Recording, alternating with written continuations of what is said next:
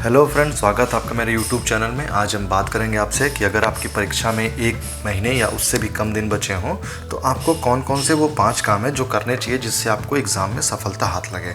चलिए इसी के बारे में बात करेंगे। तो शुरू करते हैं पहले इस चीज़ से कि सबसे पहले जो है क्या करना है हमें। सबसे पहले तो हमें ये करना है कि हमें कोई भी नई चीज़ नहीं पढ़नी है। एग्ज़ाम में हमारे सिर्फ 1 महीना बचा है और अभी तक हमने जितनी भी तैयारी करनी थी, जो कुछ भी मटेरियल हमें पढ़ना था वो हम पढ़ चुके हैं। अब आज से हम कुछ भी नया नहीं पढ़ेंगे। जितना पढ़ लिया है उतना काफ़ी है अभी तक के लिए।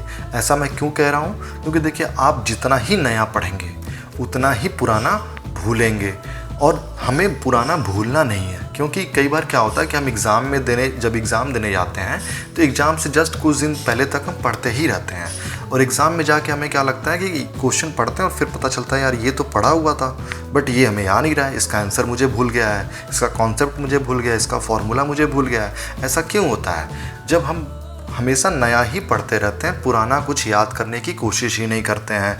तो इसलिए हमें कोशिश ये करनी है कि जितना पढ़ लिया है उसे अच्छे से याद रख सकें, न कि ये कोशिश करनी है कि हमेशा नया पढ़ें। ये नहीं गलती करनी है, क्योंकि अब सिर्फ कुछ ही दिन बचे हैं परीक्षा में। अब हमें जो हमने पढ़ लिया है उसको अच्छे से हमें याद रखना है, हमें यही कोशिश करनी है। तो ये कोशिश हम कैसे करेंगे? इसके लिए आपको एक बढ़िया सा अपना रिविज़न शेड्यूल बनाना है। रिवीजन शेड्यूल का मतलब क्या है कि आज तक हमने बहुत सारा कुछ पढ़ लिया है, अब हमें उन सभी चीज़ों को कंसाइल करना है। कंसाइल कैसे करेंगे? हम डेली अपना एक रिवीजन शेड्यूल बनाएंगे, डेली कुछ ना कुछ रिवाइज करेंगे। और डेली रिवीजन का मतलब है कि डेली मैक्सिमम टॉपिक्स का कुछ परसेंट हम टच करेंगे। और डेली रिवीजन जब हम करते रहेंगे तो उससे हमारा कॉन्फिडेंस बूस्टअप होगा और हमें बहुत सारी चीज़ें याद रहेंगी। तो पहली टिप्स तो ये थी कि हमें कुछ भी नया नहीं पढ़ना है। दूसरी टिप्स ये है कि हमें अपना रिवीजन शेड्यूल बनाना है, और ये रिवीजन टिल एग्ज़ाम कंटिन्यू रहेगा। मतलब एग्ज़ाम तक आपको ये रिवीजन करते रहना है। जितना ही आप रिवीजन करेंगे उतना ही चीज़ें आपके लिए आसान होती जाएंगी। मतलब हमें ज़्यादा से ज़्यादा रिवीजन करना है, और जितना ही ज़्यादा हम रिवीजन करेंगे उतना ही चीज़ें हमारे दिमाग में बनी रहेंगी। तो जब हम एग्ज़ाम में क्वेश्चन करेंगे तो हमें चीज़ें भूलेंगी नहीं, हमें याद रहेगा कि इसका आंसर ये है, इसका कॉन्सेप्ट ये है। तो जब हमें चीज़ें याद रहती हैं तो हम क्वेश्चन को ज़्यादा कॉन्फिडेंस से और ज़्यादा अच्छे से करते हैं, तो हमारे नंबर आने की संभावना भी अच्छी होती है। तो इसलिए सबसे ज़रूरी चीज़ है कि नया नहीं पढ़ो और रिवीजन करो, ठीक है।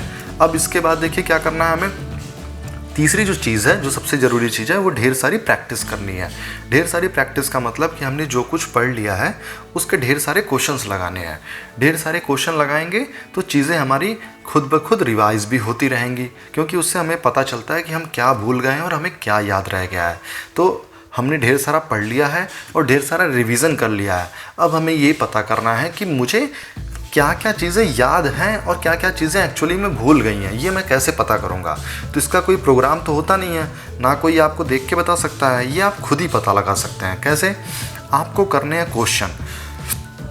आप टॉपिक के क्वेश्चन उठाइए और उनको सॉल्व करिए। जो क्वेश्चन आपको नहीं बनेंगे, जिसका कॉन्सेप्ट बिल्कुल ही भूल गया, वो आपको पता चल जाएगा कि ये टॉपिक मुझे भूल गया है, ये टॉपिक मुझे पढ़ना है। जो क्वेश्चन आपसे हो गया इसका मतलब वो टॉपिक आपका रेडी है, ठीक है। इसके देखिए बेनिफिट बहुत सारे होते हैं। हम जितना ही क्वेश्चन प्रैक्टिस करेंगे उतनी ही हमारी स्पीड और एक्यूरेसी बढ़ती है। स्पीड और एक्यूरेसी की हमें रिक्वायरमेंट क्या है एग्जाम में? देखिए, जब हम पेपर देने जाते हैं कई बार क्या होता है कि क्वेश्चन पेपर में क्वेश्चन कुछ ज़्यादा लंबे हो जाते हैं या फिर कुछ डिफ़िकल्ट हो जाते हैं, और हम विद इन टाइम क्वेश्चंस को अटेम्प्ट ही नहीं कर पाते हैं, तो क्वेश्चन हमसे छूट जाते हैं। दूसरी इंपॉर्टेंट चीज़ क्या होती है कि हम क्वेश्चन तो करके आए हैं लेकिन हमें श्योर नहीं है कि वो सही है कि गलत है, तो इससे हमारी एक्यूरेसी प्रभावित होती है। हम एग्ज़ाम में 100 क्वेश्चन करने थे, हमने 90 किया, लेकिन 90 में से हमारे 30 क्वेश्चन गलत हो गए, हमारे केवल 60 ही सही हुए। तो इसका मतलब है कि 30 क्वेश्चन बहुत ज़्यादा गलत हो गए, हमारी एक्यूरेसी है ही नहीं बिल्कुल भी। तो हमें इसके लिए क्या करना है? हमें पहले से क्वेश्चन प्रैक्टिस करनी है। हम जितना घर पे क्वेश्चन प्रैक्टिस करेंगे उतनी ही हमारी स्पीड अच्छी होगी। हम एग्ज़ाम में दिए हुए समय में जो समय दिया रहेगा पेपर में, उसमें हम जल्दी से जल्दी पेपर को सॉल्व कर पाएंगे और हमारी एक्यूरेसी अच्छी होगी। तो जो हमारे पॉजिटिव नंबर आएंगे वो ज़्यादा आएंगे और हम नेगेटिव नंबर कम लेंगे। तो जितना ही क्वेश्चन गलत कम करेंगे उतना ही नेगेटिव नंबर भी हमारे कम होंगे। तो इससे हमें फ़ायदा होगा और हमारे सफल होने के चांसेस भी बढ़ेंगे। क्वेश्चन प्रैक्टिस का देखिए एक और बेनिफिट होता है कि हम जितना ही प्रैक्टिस करते हैं उतना ही जो हमने पढ़ी है चीज़ों को ना, जो रिवाइज़ किया है, वो लॉन्ग टर्म तक हमारे दिमाग में बन जाती हैं, मतलब वो हमारे दिमाग में बिल्कुल ना एकदम छप जाती हैं और वो जल्दी भूलती नहीं हैं। तो हमें क्वेश्चन को ज़्यादा से ज़्यादा प्रैक्टिस करना है, और किसी भी चीज़ को अगर भूलने से बचना है, मतलब हम चाहते हैं कि वो हमसे भूले ही ना, तो हमें उसको बार बार प्रैक्टिस करनी होती है। देखिए, कोई भी चीज़ ज़रूरी नहीं है कि कोई बहुत तेज़ बच्चा ही याद कर पाएगा या कोई ऐसी चीज़ है जो उसको समझ आएगा। आपने कहावत सुनी होगी, रसरी आवत जाते सिल पर परत निशान वाली। तो वही चीज़ है कि पत्थर पे भी बार बार अगर रस्सी हम घिसते हैं तो पत्थर पर निशान बन जाता है। उसी तरीके से कोई चीज़ जब हम बार बार करते हैं तो वो चीज़ हमारे दिमाग में छप जाती है और फिर हम उसे जल्दी भूल नहीं पाते हैं। हम भूलने की भी कोशिश करें तो हम जल्दी नहीं भूल पाते हैं, इसलिए क्वेश्चन प्रैक्टिस बहुत इंपॉर्टेंट है। ये तीसरी चीज़ हो गई। चौथी चीज़ हमें ये करनी है कि हमें अपनी परीक्षा तक सोशल मीडिया से दूर रहना है। ऐसा मैं इसलिए कह रहा हूँ क्योंकि अब अगले 1 महीने जो होने वाले हैं वो मेरी ज़िंदगी के सबसे इम्पॉर्टेंट दिन होने वाले हैं। तो अगले 1 महीने मुझे मन लगा कर रिवीजन करना है, और मैं चाहता हूँ कि मेरे दिमाग में वो सारी इम्पॉर्टेंट चीज़ें बनी रहें जो मेरी परीक्षा में काम आएंगी। तो अगर मैं सोशल मीडिया से ज़्यादा इंटरेक्ट कर रहा हूँ इस समय, तो मेरे दिमाग में ऑब्वियस सी चीज़ है, लोगों के स्टेटस, लोगों का पोस्ट, लोगों के पिक्स, वीडियोस दिमाग में रहेंगे। लोगों ने क्या स्टेटस लगाया है, उसने कैसी फ़ोटो डाली है, वो कहाँ घूमने गया है, मैं कहाँ जाऊँगा। हम इसी इमेजिनेशन में और सपनों की दुनिया में गुम हो जाते हैं। तो हमें सोशल मीडिया से दूर रहना है। परीक्षा तक अपने आप को बचा कर रखिए, क्योंकि परीक्षा के समय आपको अपना दिमाग पूरी तरीके से उस परीक्षा में ही चाहिए। आप नहीं चाहते हैं कि परीक्षा में बैठ के आप खिड़की से बाहर देख के सोचें, यार वो तो यहाँ घूमने गया है, मैं भी कब जाऊँगा। ऐसा नहीं होना चाहिए। तो ऐसा नहीं कब होगा, जब आप सोशल मीडिया से अपनी दूरी बना कर रखेंगे। आप 1 दिन दूर रह के देखिए, आपको और अच्छा लगेगा। आप इसी तरह से 10 दिन, 15 दिन, 20 दिन जब आप रह लेंगे तो आपके माइंड में एक अलग से एनर्जी आ जाएगी। आपको लगेगा कि आप जो कुछ प्रोडक्टिव करना चाहते हैं लाइफ में, आप वो कर पा रहे हैं। तो अपने आप को इस सोशल मीडिया से थोड़ा दूर रखें और परीक्षा के बाद इसका आनंद उठाएं। यही मेरी आपसे दरख्वास्त है। ये हो गई चौथी चीज़। आप देखिए, मैं आपको एक फैक्ट बताता हूँ। कई बार सर्वे भी होता रहता है, उसके रिजल्ट आते हैं। जो करंट में जो इंडियन जो सर्वे है, दिल्ली में एक सर्वे हुआ था कि जो मोस्टली जो पढ़ने वाले बच्चे हैं, जो तैयारी करने वाले बच्चे हैं, वो अपना लगभग 68% समय, मतलब लगभग 70% समय फालतू चीज़ों में बर्बाद कर रहे हैं। यहाँ मैं जो फालतू चीज़ों की बात कर रहा हूँ उसको आप गॉसिप मान सकते हैं, लोगों का फ़ोन पे बात करना मान सकते हैं, यूट्यूब देखना मान सकते हैं, फेसबुक है, व्हाट्सएप है, घूमना फिरना है, बिना मतलब के दिन भर प्लानिंग करना बट एक्चुअली में कुछ नहीं करना, सपने देखना, ख्याली पुलाव पकाना, इन्हीं सब चीज़ों में लोगों का समय जाता है। लोग सोचते हैं कि हाँ आज से मैं पढ़ूंगा, बट पढ़ते ही नहीं है। बट लेकिन रोज़ सोचते हैं कि आज से मैं पढ़ूंगा, आज मैं ये करूंगा, कल से मैं पढ़ूंगा तो कलेक्टर बन जाऊंगा। ऐसा नहीं हो सकता। जब तक आप करेंगे ही नहीं, आप कुछ नहीं बन पाएंगे। तो आपको अपना समय बचाना है, और जैसे जैसे आप इस चीज़ से अवॉइड करेंगे, आपका ग्राफ ऑटोमेटिकली परफॉर्मेंस का ऊपर ही जाएगा। आप इस चीज़ को प्रैक्टिकली करके देखिएगा, आपको खुद ही फील होगा। फिर जो 5वीं सबसे ज़रूरी चीज़ है वो ये है कि मुझे अपना मानसिक आत्मविश्वास बनाए रखना है परीक्षा तक। मानसिक आत्मविश्वास से क्या मतलब है मेरा, कि मैं इस परीक्षा के लिए तैयार हूँ, और मैं ये परीक्षा इसलिए देने जा रहा हूँ क्योंकि मुझे ये परीक्षा निकालनी है और नौकरी मुझे लेनी है। मैं ये परीक्षा इसलिए नहीं देने जा रहा हूँ कि मैंने फॉर्म भरा है, मैं ये परीक्षा अभी तो इसलिए देने जा रहा हूँ कि ये परीक्षा मुझे निकालनी है और मैंने इसके लिए मेहनत करी है, मैंने अपना खून पसीना एक किया इसके लिए, इसलिए मैं परीक्षा देने जा रहा हूँ। तो आपके दिमाग में ये पॉजिटिव एनर्जी रहनी चाहिए कि मैं इस एग्ज़ाम के सफल होने के लिए काबिल हूँ और मैंने अपने आप को बनाया है।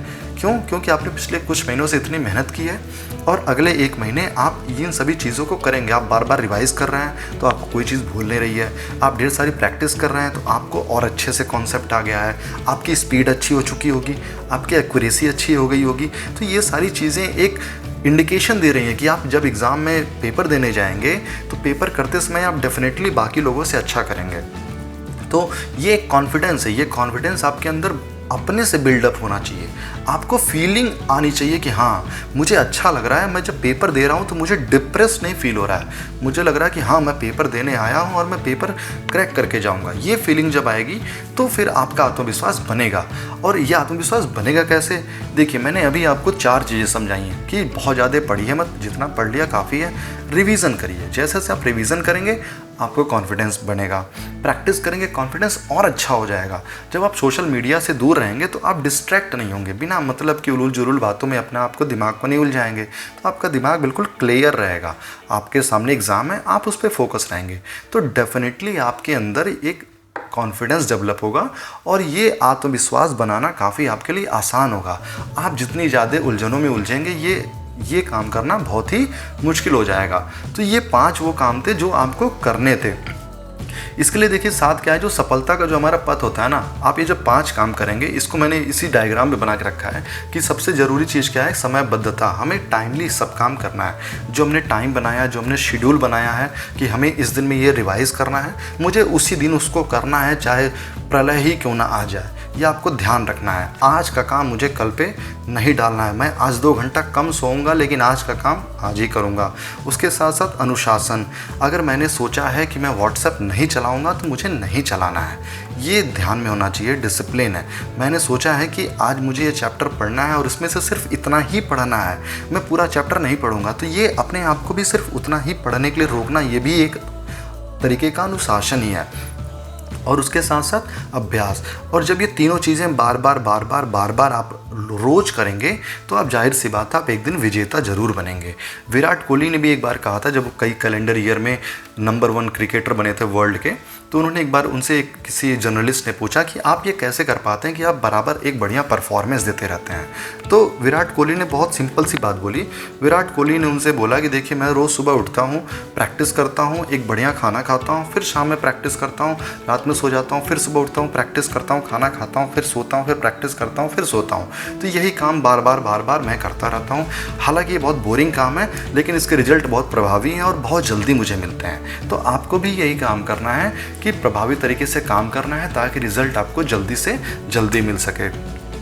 तो आई होप कि आपको मेरी बातें ये समझ में आई होगी कि मैं क्या कहना चाह रहा हूँ और मैं आपको क्या समझा रहा हूँ। बहुत ही आसान भाषा में कहूँ तो मैंने जो आपको बातें बताई हैं ये आपको एग्ज़ाम में सफल होने के लिए काफ़ी कारगर साबित होंगी। आप बिलीव करिए मेरी बात का, आप इसको ट्राई करिए। एटलीस्ट अगर आपके नेक्स्ट मंथ एग्ज़ाम है तो आप इसको आज से ही ट्राई करिए, आपको बहुत हेल्प मिलेगी।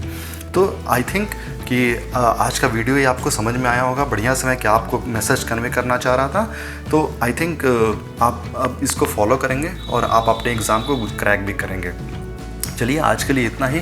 Thank you so much. और अगर आप मुझसे जुड़ना चाहते हैं या मुझसे आप कुछ पूछना चाहते हैं तो आप मेरे Telegram channel nine of test civil से जुड़ सकते हैं, या फिर आप मुझसे ट्विटर पे मुझको फॉलो कर सकते हैं IM राहुल राय 7 पे, या फिर आप मेरे वेबसाइट nanotest.in को विजिट कर सकते हैं किसी पर्टिकुलर टेस्ट सीरीज के लिए। चलिए ठीक है, thank you so much for the day and have a nice future ahead.